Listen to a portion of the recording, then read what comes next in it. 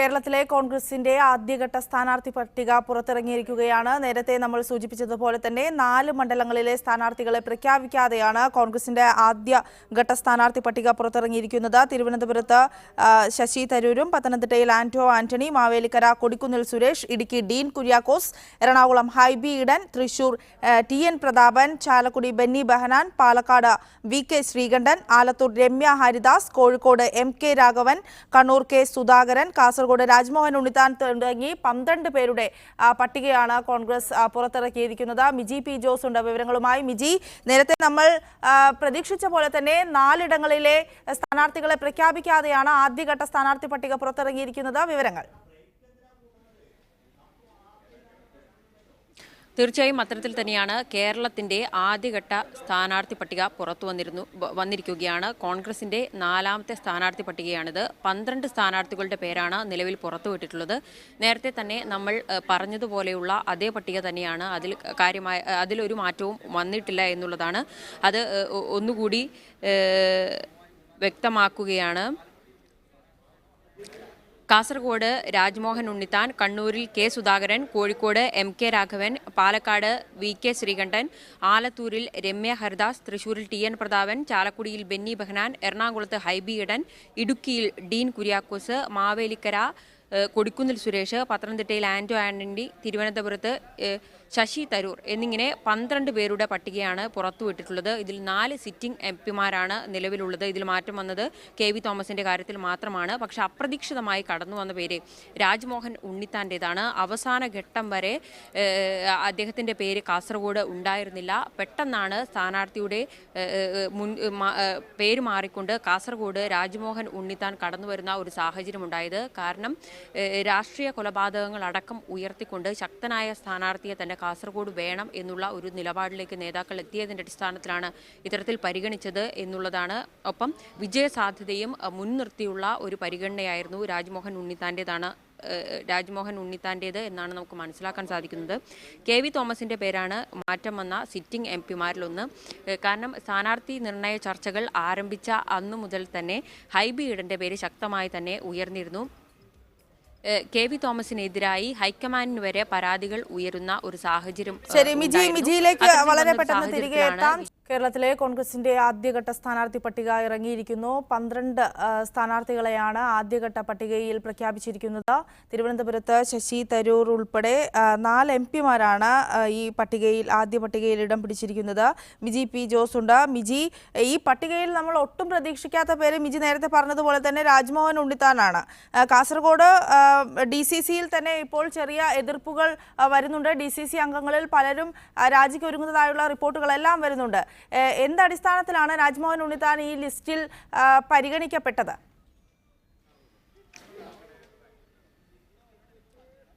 വിജയ സാധ്യത തന്നെയാണ് മുഖ്യ മാനദണ്ഡമാക്കിയത് എന്നാണ് നമുക്ക് മനസ്സിലാക്കാൻ സാധിക്കുന്നത്. അവസാന ഘട്ടം വരെ സുബയ്യ റാവുവിൻ്റെ പേരാണ് കാസർഗോഡ് ഉയർന്നു കേട്ടിരുന്നത്.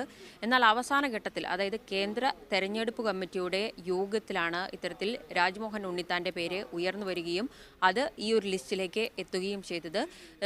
ജില്ലയിൽ ഉണ്ടായിട്ടുള്ള രാഷ്ട്രീയ കൊലപാതകങ്ങൾ അടക്കം ഉയർത്തി ശക്തമായ ഒരു പ്രചാരണവുമായി മുന്നോട്ട് പോകാൻ കഴിയുന്ന ഒരു സ്ഥാനാർത്ഥി എന്ന നിലയിൽ തന്നെയാണ് അദ്ദേഹത്തെ പരിഗണിച്ചത് എന്നുള്ള വിവരം തന്നെയാണ് നമുക്ക് ലഭിക്കുന്നത്.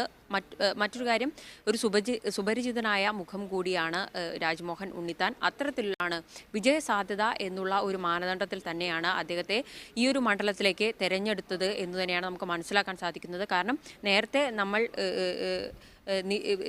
വന്നിട്ടുള്ള പേരുകളിൽ നിന്നെല്ലാം വ്യത്യസ്തമായി അവസാന ഘട്ടത്തിൽ കടന്നു വന്ന ഒരു പേരാണ് രാജ്മോഹൻ ഉണ്ണിത്താൻ്റേത്. മറ്റൊരു കാര്യം ഉള്ളത് എറണാകുളത്തിൻ്റെ കാര്യത്തിലായിരുന്നു. നേരത്തെ തന്നെ ഹൈബി ഈഡൻ്റെ പേര് വന്നിരുന്നുവെങ്കിലും അവസാന ഘട്ടത്തിൽ ഏതെങ്കിലും തരത്തിലുള്ള മാറ്റമുണ്ടാകാനുള്ള ഒരു സാധ്യത എല്ലാവരും പ്രതീക്ഷിച്ചിരുന്ന ഒരു മണ്ഡലമാണ് എറണാകുളം. കാരണം സിറ്റിംഗ് MP-യാണ് കെ.വി. തോമസ്. മാത്രമല്ല അദ്ദേഹത്തിൽ ഊന്നിക്കൊണ്ടുള്ള ചർച്ച ദീർഘനേരം നടത്തുന്ന ഒരു സാഹചര്യം ഉണ്ടായിരുന്നു. കഴിഞ്ഞ ദിവസം സ്ക്രീനിംഗ് കമ്മിറ്റി യോഗം ചേരുന്നതിന് മുൻപായി അദ്ദേഹത്തെ വിളിച്ചു വരുത്തുകയും നിലവിലെ സാഹചര്യങ്ങൾ കൃത്യമായി ചോദിച്ചറിയുകയും ചെയ്തിരുന്നു. അതുകൊണ്ട് തന്നെ അവസാന ഘട്ടത്തിൽ മാറിമറിയാനുള്ള ഒരു സാധ്യത എല്ലാവരും പ്രതീക്ഷിച്ചിരുന്നു. മാത്രമല്ല KV തോമസിനെ സോണിയാഗാന്ധിയുമായി വളരെ അടുത്ത ബന്ധമുള്ള ഒരാളാണ്. അതുകൊണ്ട് തന്നെ ഏതെങ്കിലും തരത്തിലുള്ള ഒരു മാറ്റം പ്രതീക്ഷിച്ചിരുന്നു.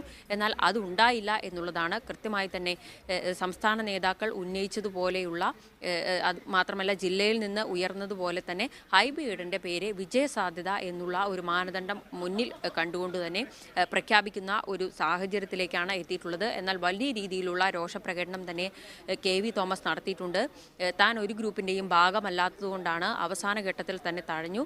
അതുകൊണ്ട് തന്നെ വേറൊരു പാർട്ടിയിലേക്ക് പോകുന്നതിനെ കുറിച്ച് വരെ സൂചിപ്പിച്ചുകൊണ്ടുള്ള ഒരു പ്രതികരണമാണ് അദ്ദേഹത്തിൻ്റെ ഭാഗത്തു നിന്നുണ്ടായിട്ടുള്ളത്. ആ ഒരു ഘട്ടത്തിൽ നാളെ സോണിയാഗാന്ധി അദ്ദേഹത്തെ കൂടിക്കാഴ്ചയ്ക്കായി ക്ഷണിച്ചിട്ടുണ്ട്. ആ കൂടിക്കാഴ്ചയിൽ അദ്ദേഹത്തിന് ഏതെങ്കിലും രീതിയിലുള്ള ഒരു വാഗ്ദാനം നൽകുമെന്നാണ് നമുക്ക് മനസ്സിലാക്കാൻ സാധിക്കുന്നത്. അത്തരത്തിൽ ഈ ഒരു വിഷയം രമ്യതയിലേക്ക് എത്തിക്കാനുള്ള ഒരു ശ്രമങ്ങളാണ് ഹൈക്കമാൻഡിന്റെ ഭാഗത്ത് നിന്ന് ഉണ്ടാകുന്നത്. ഇനിയുള്ളത് 4 ഇടങ്ങളിലെ സ്ഥാനാർത്ഥികളുടെ കാര്യമാണ്. വയനാട്, വടകര, ആലപ്പുഴ, ആറ്റിങ്ങൽ ഇവിടങ്ങളിൽ നാളെ സ്ഥാനാർത്ഥികളെ നിശ്ചയിക്കുന്നതുമായി ബന്ധപ്പെട്ട് നാളെ എന്തെല്ലാം ചർച്ചകളായിരിക്കും ഡൽഹിയിൽ നടക്കുക?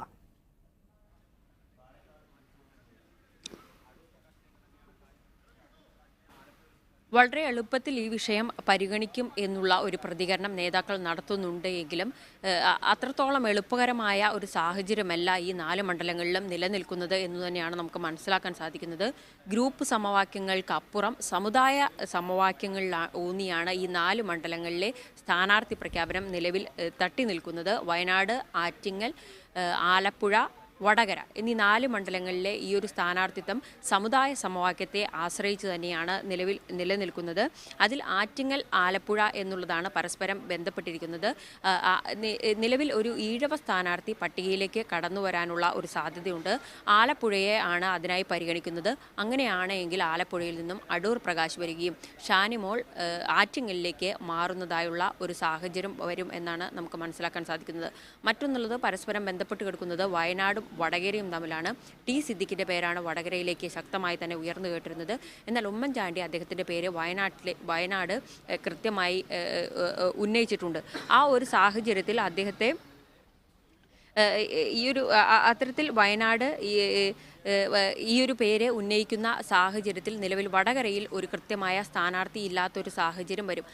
അദ്ദേഹത്തിൻ്റെ ഒരു രാഷ്ട്രീയ മണ്ഡലമായിട്ടുള്ള വടകരയിൽ തന്നെ മത്സരിക്കണം എന്നുള്ള ഒരു കാര്യം ഐ ഗ്രൂപ്പ് ഉന്നയിക്കുന്നുമുണ്ട്. ആ ഒരു സാഹചര്യത്തിൽ വടകരയിൽ തനിക്ക് മത്സരിക്കാൻ താല്പര്യമില്ല എന്നുള്ള ഒരു കാര്യം കൃത്യമായി തന്നെ സിദ്ദിഖ് അറിയിച്ചിരിക്കുകയാണ്. VV പ്രകാശിൻ്റെ പേരാണ് ഇന്നത്തെ തെരഞ്ഞെടുപ്പ് കമ്മിറ്റി യോഗത്തിൽ AK ആന്റണി ഉന്നയിച്ചിട്ടുള്ളത്. ആ പേരിന് മുൻതൂക്കം ലഭിച്ചിട്ടുമുണ്ട്.